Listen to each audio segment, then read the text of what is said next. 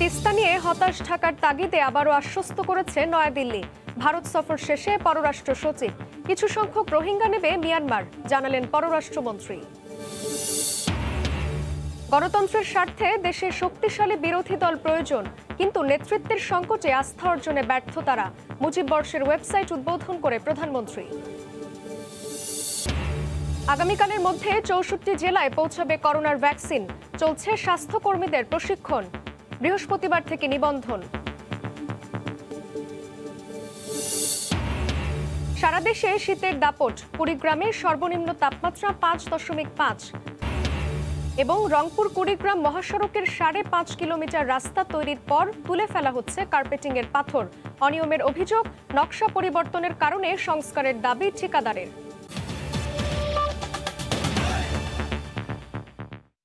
বাংলার সময়ের সঙ্গে আছি আমি জান্নাতুল সাদিয়া।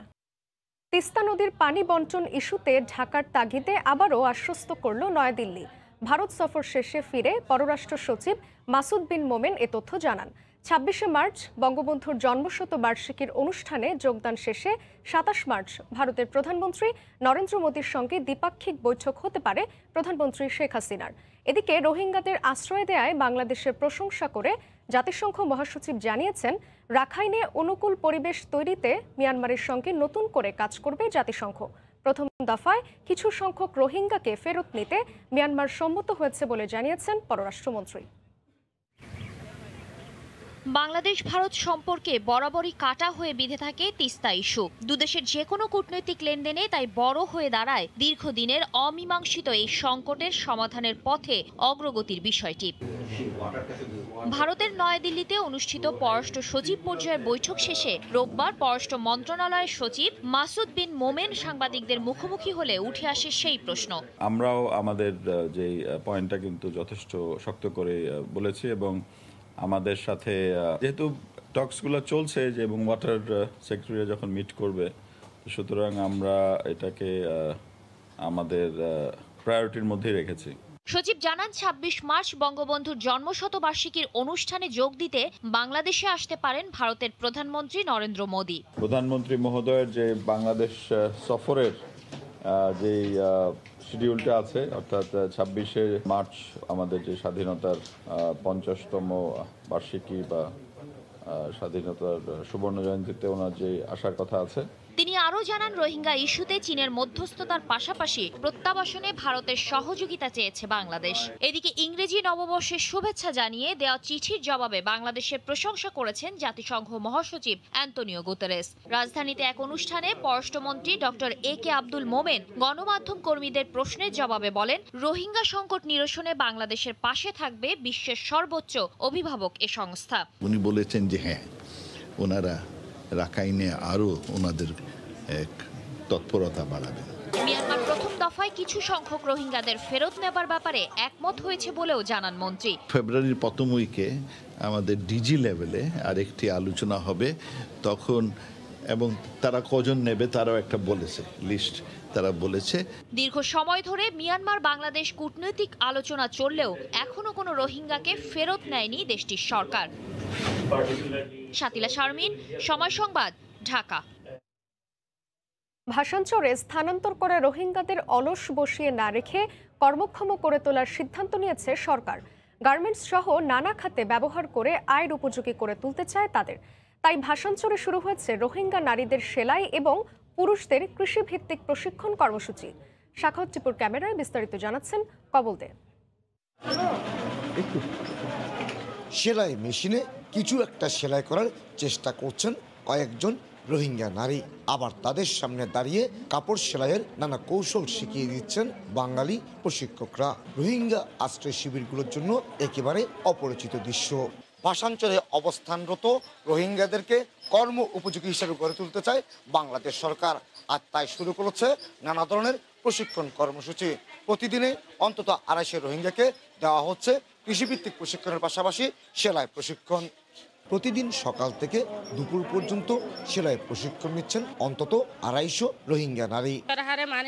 বালা করে ২৫০ করে গার্মেন্টস কুলিদের হামসি কাট দিয়ে নারা শুক্রিয়া করি বিক্রি করানোর পরে আর পুজি আজি সুন্দর করি কি পরিবর্তন করা ফুরিব। 3 দফায় কক্সবাজার থেকে যাওয়া 6,500-এর বেশি রোহিঙ্গার অবস্থান এখন ভাষাঞ্চরে। এর মধ্যে তরুণ যুবকের সংখ্যায় বেশি, অনেকটা অলস সময় কাটছে তাদের, আর তারাও চায় কর্মক্ষম হয়ে উঠতে। আর হাম খরচ চাই, হাম খরচ চাই আর খেতে হলা মানে গরিবের 5টা চাই আর দানা দুনা চাই আর মানে কি আর খেতে হলা মানে আলসাস গরিবাল্লা চাই। দুয়া মাছ খাওয়া পরে দুয়া গুছ খাওয়ার সময় দিয়া খল লওয়ার সময় দুয়া ওষুধ লওয়া পরে 3 আল্লাহ বলি আর বেশি ফেরেশানি। শুধুই যে সেলাই প্রশিক্ষণ হচ্ছে তা কিন্তু নয়, রোহিঙ্গাদের আবাসন হিসেবে চিহ্নিত ক্লাস্টারের বিভিন্ন অংশে শেড তৈরি করে দেওয়া হচ্ছে কৃষিভিত্তিক নানা প্রশিক্ষণও। হাঁস মুরগি ও মৎস্য পালনও বাদ যাচ্ছে না।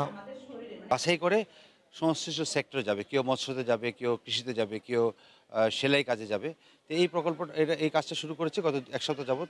13,500 ভূমির উপর গড়ে ওঠা এই ভাষাঞ্চলে 1 লাখের বেশি রোহিঙ্গার জন্য আবাসন ব্যবস্থা গড়ে তোলার পাশাপাশি রাখা হয়েছে কৃষিভিত্তিক আয়ের নানা পথ।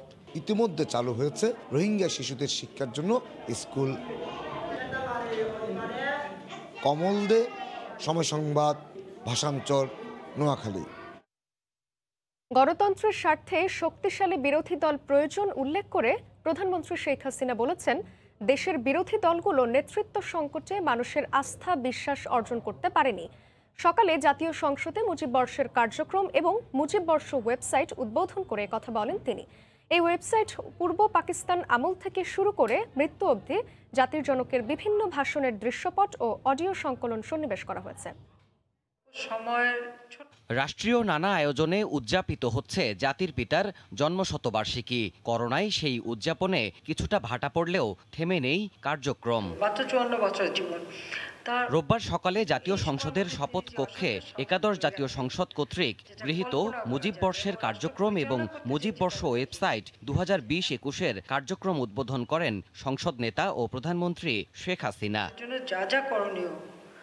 এই অনুষ্ঠানের মধ্য দিয়েই জাতির পিতা শেখ মুজিবুর রহমানের অডিও ভাষণের ডিজিটাল সংকলন উন্মোচন করা হয়। এই ওয়েবসাইটে একযোগে পূর্ব পাকিস্তান আমল থেকে শুরু করে মৃত্যু অবধি বঙ্গবন্ধুর নানাবিধ অনুষ্ঠানের ভাষণের অডিও ও ভিজুয়াল সন্নিবেশ করা হয়েছে। এ সময় প্রধানমন্ত্রী বলেন, স্বাধীন দেশে যা যা করার সবই করে গিয়েছিলেন জাতির পিতা। 21 বছর সময় নষ্ট হয়েছে, কিন্তু এখন যেটুকু আমরা পাচ্ছি আমরা দিচ্ছি, যা আমাদের প্রজন্মকে দেশপ্রেমে উদ্বুদ্ধ করবে। ইতিহাস আসলে সত্যকে কেউ মানে একেবারে মুছে ফেলতে পারেন, এটাই আজ প্রমাণিত সত্য। প্রধানমন্ত্রী বলেন, গণতান্ত্রিক ধারা অব্যাহত রাখতে সংসদের ভূমিকা অনস্বীকার্য। আমি বিরোধী দলে থাকার অভিজ্ঞতা আমার আছে, তখন বিরোধী দলে থেকে কি কি মানে সমস্যার মোকাবেলা করেছি সেটা আমরা জানি। যদিও এখন যেটা সমস্যা হয়ে গেছে যে বিরোধী দল বলতে যে দলগুলি আছে তাদের নেতৃত্ব সেভাবে নেই বলে ঠিক জনগণের আস্থা বিশ্বাসটা তারা সেভাবে অর্জন করতে পারেনি। কিন্তু গণতন্ত্রের জন্য শক্তিশালী বিরোধী দল অবশ্যই দরকার। অনুষ্ঠান শেষে স্পিকার ডক্টর শিরিন শারমিন চৌধুরীকে নিয়ে জাতীয় সংসদের সংস্কার করা গ্রন্থাগার পরিদর্শন করেন প্রধানমন্ত্রী শেখ হাসিনা। দেবাশিস রায়, সময় সংবাদ, ঢাকা। পরিযায়ী পাখিদের কলকাকলিতে এখন মুখর মৌলভীবাজারের বাইক্কা বিল। অভয়াশ্রমে নির্ভয়ে বিচরণ অগণিত পাখির।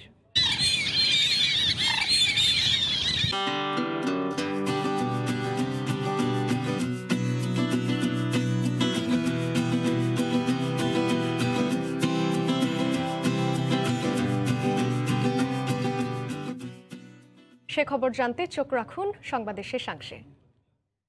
জেলায় জেলায় তৎপর আইনশৃঙ্খলা রক্ষা বাহিনী, স্বাস্থ্যকর্মী, চলছে মহাকর্মযজ্ঞ। দ্বিতীয় ধাপে চট্টগ্রাম ও রংপুর সহ দেশের 25 জেলায় পৌঁছে গেছে 24 লাখ ডোজ করোনার টিকা। বেশ কয়েকটি জেলায় স্বাস্থ্যকর্মীদের প্রশিক্ষণও শুরু হয়েছে। ভ্যাকসিন পৌঁছায় স্বস্তি প্রকাশ করেছেন সাধারণ মানুষ। কাকডাকা ভোরে করা পুলিশ পাহারায় দেশের বিভিন্ন জেলায় একে একে পৌঁছে যায় বহুল প্রতীক্ষিত করোনা ভ্যাকসিন। টিকার গুণগত মান ঠিক রাখতে আগে থেকেই প্রস্তুত জেলার ইপিআই স্টোরগুলো। সরবরাহকারী প্রতিষ্ঠান বেক্সিমকোর রেফ্রিজারেটর ভ্যানে রোববার ভোরে চট্টগ্রামে পৌঁছে 38 কার্টনে 4,56,000 টিকা। একই সময়ে রংপুরে পৌঁছে 2,40,000 dose corona vaccine. Civil surgeon সহ জেলা স্বাস্থ্য বিভাগের কর্মকর্তারা 17টি কার্টনে আনা টিকা গ্রহণ করেন। চিকিৎসক ও পুলিশ সহ যারা করোনা প্রতিরোধে সামনের সারিতে আছেন, অগ্রাধিকার ভিত্তিতে প্রথমে তাদের দেয়া হবে বলে জানান দায়িত্বপ্রাপ্তরা। আমাদের ফ্রন্ট লাইনার যারা আছে তাদের একটি লিস্ট আছে, সেখান থেকে আমরা সেদিন যিনি আমাদেরকে নিজ থেকেই যিনি প্রথমে আসতে চান তাকে আমরা বেছে নেব। ভ্যাকসিনেটর তাদের ট্রেনিং প্রক্রিয়া চলছে। আগামী 7 ফেব্রুয়ারি সারা দেশব্যাপী এটা একযোগে চালু করা হবে। এরই মধ্যে ময়মনসিংহ, কক্সবাজার সহ জেলায় জেলায় চলছে ভ্যাকসিন দেওয়ার প্রশিক্ষণ কার্যক্রম। প্রতি উপজেলায় 4 জন স্বাস্থ্য বিভাগের কর্মী ও 50 জন স্বেচ্ছাসেবী ভ্যাকসিন প্রয়োগে কাজ করার কথা রয়েছে। কুড়িগ্রামে 2 দিন করে মোট 4 দিনের এই প্রশিক্ষণে জেলার 9 উপজেলার 49 জন স্বাস্থ্য কর্মকর্তা অংশগ্রহণ করছেন। এই প্রশিক্ষণ নিয়ে তারা নিজ নিজ উপজেলার ভ্যাকসিনেটর ও স্বেচ্ছাসেবকদের প্রশিক্ষণ দিবেন। টিকাদানকারী এবং তাদের স্বেচ্ছাসেবীদের এই ট্রেনিংটা সংগঠনের মাধ্যমে এই ট্রেনিংটা সম্পন্ন করা হবে এবং পরবর্তীতে তারা তাদের মতো করে বিভিন্ন স্ব উপজেলায় গিয়ে ট্রেনিংটা প্রদান করবেন। যখন টিকা দিব তখন আমাদের টিকাদান কর্মী এবং স্বেচ্ছাসেবী যারা আছে তাদের কি কি দায়িত্ব আছে এ সম্পর্কে আমাদেরকে তথ্য দেওয়া হচ্ছে। এদিকে বহুল আকাঙ্ক্ষিত এই ভ্যাকসিন পৌঁছায় স্বস্তি প্রকাশ করেছেন সাধারণ মানুষ। অনেকদিন ভোগান্তির পর প্রতিষেধক পাচ্ছি, আমরা একটা আত্মবিশ্বাস কাজ করতেছি। ইনশাল্লাহ আশা করতেছি যে যদি এরকম ভাবে আমাদের যদি ভ্যাকসিন যদি এভাবে আসে, ইনশাল্লাহ আমরা সবাই উপকৃত হব। টিকাগুলো সংরক্ষণ করা হচ্ছে হাসপাতাল সহ সারা দেশের ইপিআই সেন্টারগুলোতে। আগামী 7 ফেব্রুয়ারি থেকে সারা দেশে একযোগে শুরু হবে টিকাদান কর্মসূচি। সাদিয়া আফরিন, সময় সংবাদ। এই মুহূর্তে সিলেটের শহীদ শামসুদ্দিন আহমদ হাসপাতালে আছেন সহকর্মী ইকরামুল কবির। সরাসরি যাচ্ছি তার কাছে। ইকরাম। ধন্যবাদ সাদিয়া। অনেক প্রতীক্ষিত সেই ভ্যাকসিন সিলেটে এসে পৌঁছে গেছে। আজকে দুপুর 12:15টার সময় সিলেটের জন্য 2,28,000 ভ্যাকসিন চলে এসছে এবং আমি যেই হাসপাতালের সামনে দাঁড়িয়ে আছি শহীদ শামসুদ্দিন ডাক্তার শহীদ শামসুদ্দিন হাসপাতাল। এই হাসপাতালেই সিলেট নগরীর যে 25টি সেন্টার থেকে ভ্যাকসিন দেওয়া হবে তার সবচেয়ে বড় সেন্টারটি হচ্ছে কি এই সেন্টারটি। এখান থেকে দেওয়া হবে ভ্যাকসিন ডোজ বা ভ্যাকসিনের টিকা প্রয়োগ করা হবে এখান থেকে। এইটা হচ্ছে কি সিলেটের নগরী সবচাইতে বড় করোনা আইসোলেশন সেন্টার এই হাসপাতালটি। এবং বলে রাখা পর্যন্ত সিলেট বিভাগের 4 জেলার জন্য 4,40,000 ভ্যাকসিন চলে এসছে আজকে সুনামগঞ্জ এবং সিলেটে এসে। সুনামগঞ্জে 84,000 ভ্যাকসিন সকালবেলা এবং এসেছে এবং তারপর পরে সিলেটের জন্য এবং অন্যান্য জেলার হবিগঞ্জের 72,000 এবং 60,000 এসেছে মৌলভীবাজারের জন্য। সব কিছু মিলে 4,44,000 ভ্যাকসিন সিলেট বিভাগে প্রয়োগ করা হবে 7 ফেব্রুয়ারি। সেই জন্য প্রস্তুত করা হয়েছে প্রত্যেকটি সেন্টারে যাতে করে সময় উপযোগী এবং প্রশিক্ষিত যারা টিকা দিবেন তাদেরকে প্রশিক্ষিত করার জন্য ইতিমধ্যে প্রশিক্ষণ শুরু হয়ে গিয়েছে। আজকে এবং কালকে 2 দিন প্রশিক্ষণ চলবে। আগামী 4 তারিখের মধ্যে প্রত্যেকটি কেন্দ্র এবং প্রত্যেকজন প্রশিক্ষককে প্রশিক্ষিত করে তোলা হবে এমনটি বলছেন সিলেটের সিভিল সার্জন সহ বিভাগীয় যে স্বাস্থ্য প্রশাসনের ব্যক্তিরা তারা এমনটি বলেছেন। এবং এর মধ্য দিয়ে সিলেটবাসীর মধ্যে একটি স্বস্তি ফিরিয়ে এসেছে। যদিও সিলেটে বর্তমান যদি পরিস্থিতি বলি একেবারে ভালো অবস্থায় আছে করোনা পরিস্থিতি, তার মধ্যে আবার ভ্যাকসিন চলে এসেছে। সেই কারণেই সিলেটবাসীর মধ্যে করোনা নিয়ে যে উৎকণ্ঠা ছিল, করোনা নিয়ে যে উদ্বেগ ছিল তা অনেকটা কেটে গিয়েছে।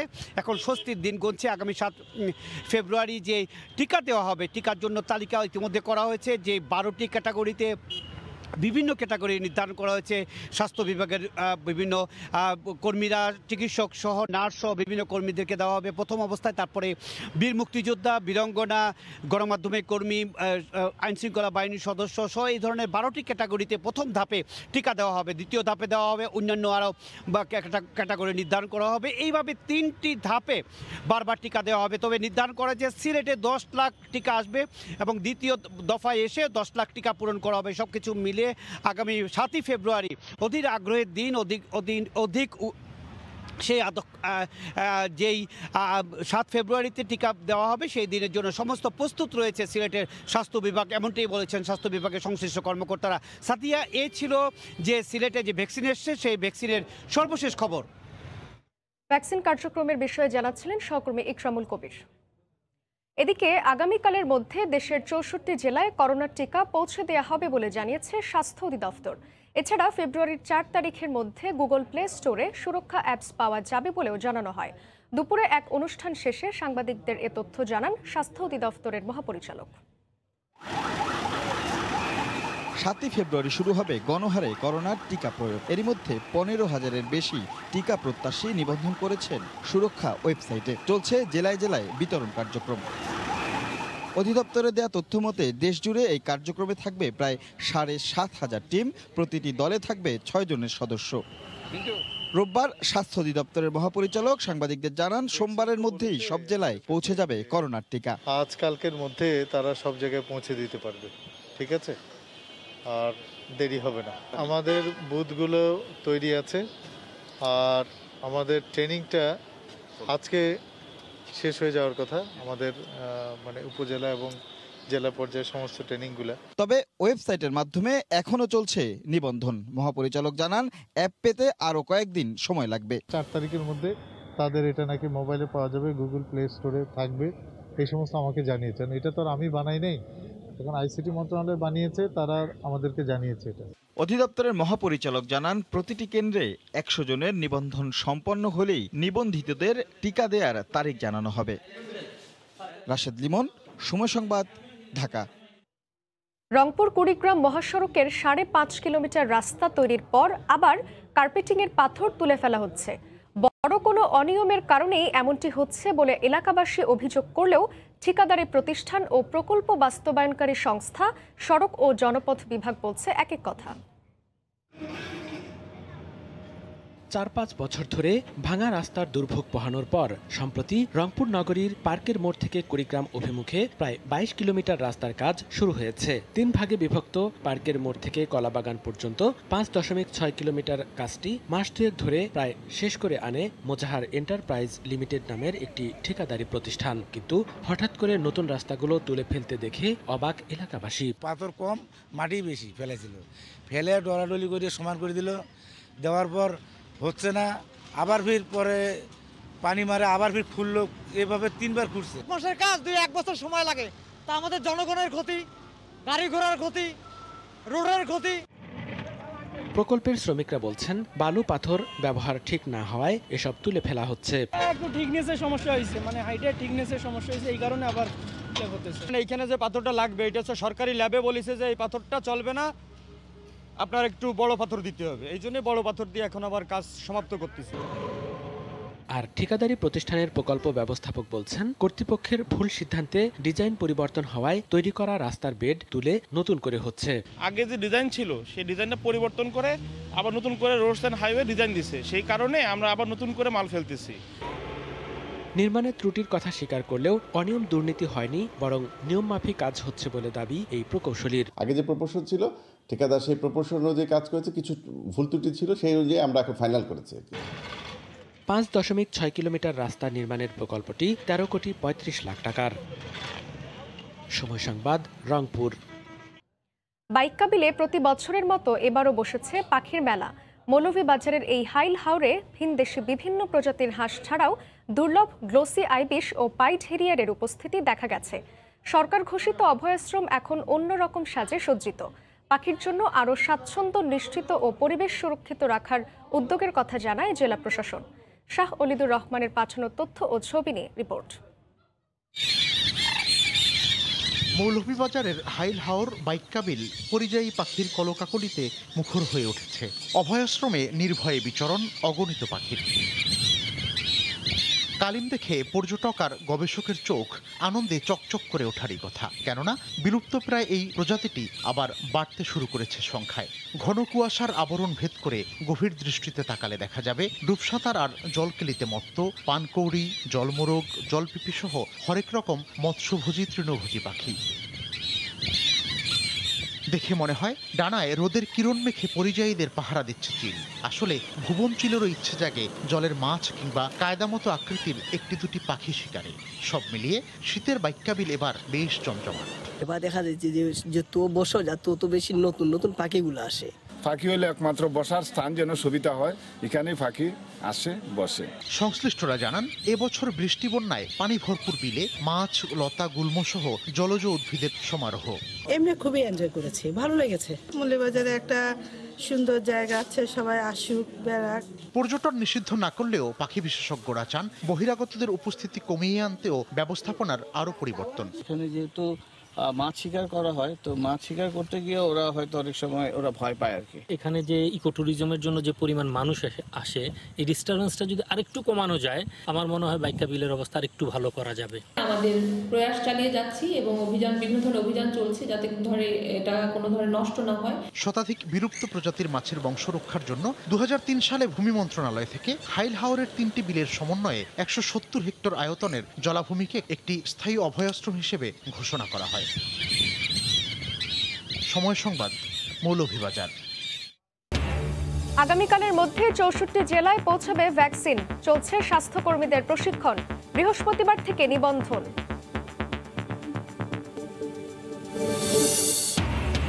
এবং সারা দেশে শীতের দাপট, কুড়িগ্রামে সর্বনিম্ন তাপমাত্রা 5.5। এই ছিল বাংলার সময়, সঙ্গে থাকুন সময়।